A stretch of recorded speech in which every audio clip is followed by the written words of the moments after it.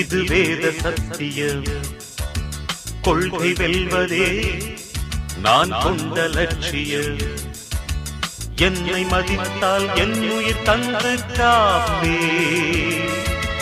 என்னை மிதித்தால் இரண்டில் ஒன்று பாப்பே.